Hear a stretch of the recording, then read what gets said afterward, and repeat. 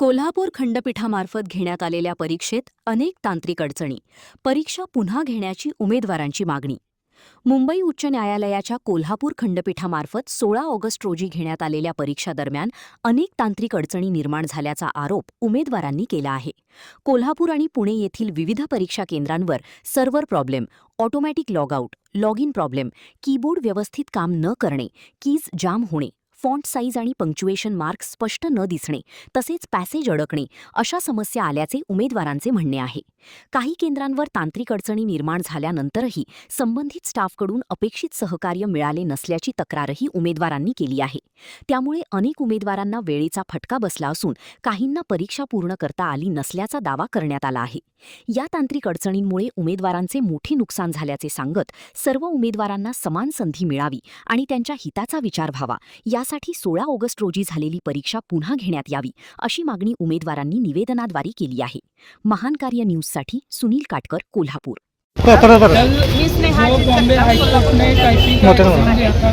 गेली 6 महिने झाले ॲड पडले तेव्हापासून मुलं वेळेचं भान न ठेवता प्रॅक्टिस करायला लागलेत आणि 6 महिन्यापासून जोपर्यंत म्हणजे कालपर्यंत मुलं पेपर टू स्क्रीन प्रॅक्टिस करत होते. कोणतीही पूर्वकल्पना देण्यात आली नव्हती की स्क्रीन टू स्क्रीन होणार आहे म्हणून एक्झाम. त्याच्या आधी सगळी एक्झाम जी झाली ती पेपर टू स्क्रीन झाली आणि आता अचानक तिथं गेल्यावर समजले की स्क्रीन टू स्क्रीन एक्झाम आहे.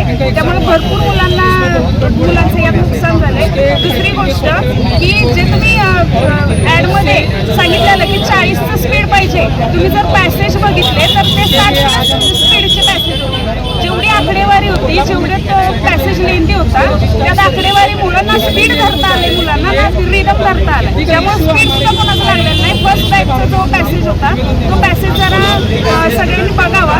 आणि दुसरी गोष्ट ज्या मुलांची मेन्स होती आता मागच्या महिन्यात गटची ती सुद्धा पाणी सोडले का तर त्यांचे मार्क्स तेवढे येत होते. डेमोला जर गेलं तर मुलांचे 19-20 मार्क्स येत होते आणि मुलांना खात्री होती की आपलं इथे फिक्स सिलेक्शन होणार आहे आणि अशा मुलांना 0 मार्क पडले. आणि जी काठीण्यपत्रे तुम्ही शिफ्ट वाईज जर एक्झाम ठेवत असाल तर तुम्हाला काठीण्यपत्रे पण चेक केली पाहिजे. तिन्ही पॅसेजची तिन्ही शिफ्टची काठीण्यपत्रे वेगवेगळी आहेत. हा पहिल्या बॅचवर सेकंड तिन्ही बॅचवर अन्याय झाला आहे. त्यामुळे ह्याचा नीट विचार केला जावा आणि री एक्झाम घ्यावी इतकेच. आणि टेक्निकल इश्यू तर सगळीकडे झालेले आहेत आणि जिथे नव्हते ज्या मुलांचे टेक्निकल इश्यू नव्हते त्यांचे सुद्धा पॅसेज बसले नाही. तर पॅसेजची काठीण्यपत्रे तेवढी ठेवण्यात आलेली. 40चे पॅसेज तिन्ही पॅसेज 40चे नव्हते. त्यामुळे पॅसेज बघावे आणि पुन्हा री एक्झाम ठेवताना कंडक्ट करताना या सगळ्या गोष्टींचा विचार केला जावा एवढी सांगतो. प्रशासनाच्या निदर्शनास पण आणून देत आहे. प्रशासनाकडे जाणून दुर्लक्ष करते, लक्ष नाही. आता पूर्ण भारतात बघितलं तर मध्ये सुद्धा आंदोलन झालं जंतर मंतरवर नीटसाठी. प्रत्येक ठिकाणी पेपर फुटी होते. इथं पण तसंच झालंय. बरेच पॅसेज लीक सुद्धा झालेले आहेत. आमच्या पण प्रत्येक वेळेस जर मुलांनी रस्त्यावर येऊन जर आपल्या मागण्या पूर्ण करायच्या तर काहीच अर्थ नाहीये या व्यवस्थेला. आणि दुसरी गोष्ट मानसिकता तर राहिली पाहिजे. आमचं लग्न झालंय, 2 मुलं आहेत, आम्ही सगळं सोडून या परीक्षांच्या मागं लागले. आमचं वय निघून चाललंय. मग आम्ही एक्झाम कधीपर्यंत द्यायचं आणि नोकरी कधी करायची या सगळ्या गोष्टींचा विचार करायला पाहिजे. हा मोठा प्रश्नच आहे. सगळं सोडून आम्ही आंदोलनाच्याच मागे लागायचं काय? घरी आम्ही काय सांगणार आहे या सगळ्या सिस्टमबद्दल सर, की आम्ही एवढ्या टॉपमध्ये मारणारे पॅसेज एकाचाही पॅसेज असला नाही सर. 95% मुलं फेल झालेत. याचा अर्थ काय होतोय? 5% मुलं पास होतात फक्त.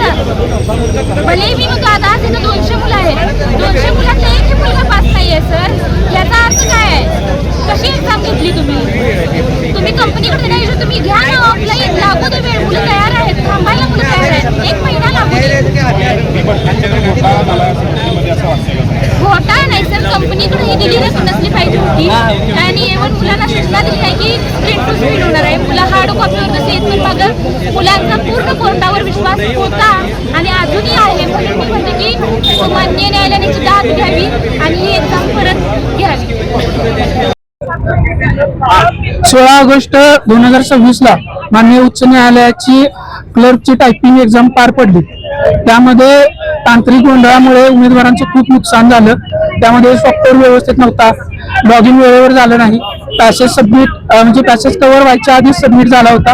काही ठिकाणी पुण्यामध्ये काही उमेदवारांच्या परीक्षा सुद्धा झालेल्या नाहीत. आम्ही वारंवार त्या सेंटरमध्ये तक्रार करून सुद्धा तेथील लोकांनी आमची कुठलीही दाद घेतली नाही.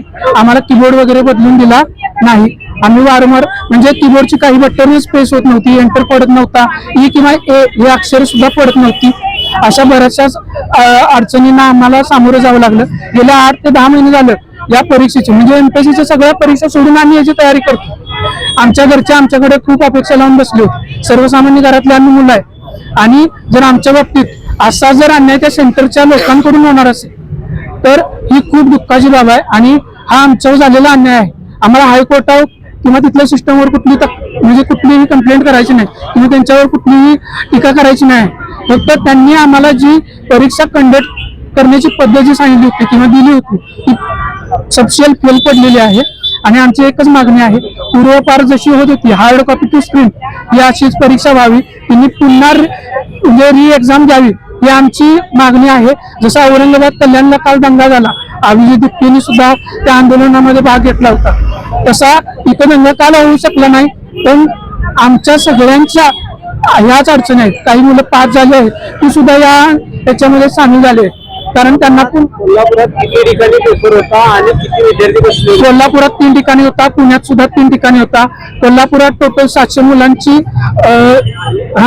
मुलांची एक्झाम झाली होती आणि पुण्यामध्ये कोल्हापूरचे जवळपास 1001 मुलं काल एक्झामसाठी गेले. काय करायचं तिन्ही केंद्रावर हा सगळीकडे झाले सर, तिन्ही नाही, पुण्यात पण झाले, कोल्हापूर ऑल महाराष्ट्रात सगळीकडे झाले. आता आम्ही खंडपीठाच्या रजिस्ट्रार सरांना भेटणार आहोत, त्यांना तांत्रिक अडचणी निदर्शनास आणून देणार आहोत आणि त्यांना सांगणार आहोत की हायकोर्टाला तुम्ही सजेस्ट करा की री एक्झाम घ्या. त्यांच्यावर आम्हाला ब्लेम करायचा नाही, पण फक्त ज्या त्रुटी झाल्यात त्या फक्त त्यांच्या निदर्शनास आणून द्यायच्या आहेत. कारण काल जे हायकोर्टाकडून नोटिफिकेशन आलं होतं ते औरंगाबाद आणि कल्याणसाठी आलेलं आहे, तिथे काहीतरी तांत्रिक त्रुटी झाल्यात. सर तांत्रिक त्रुटी ह्या सगळ्या महाराष्ट्रात आल्या आहेत, कोल्हापूरमध्ये झाल्यात, पुण्यात झाल्यात, काही ठिकाणी परीक्षा सुद्धा झाल्या नाही सेंटरचं.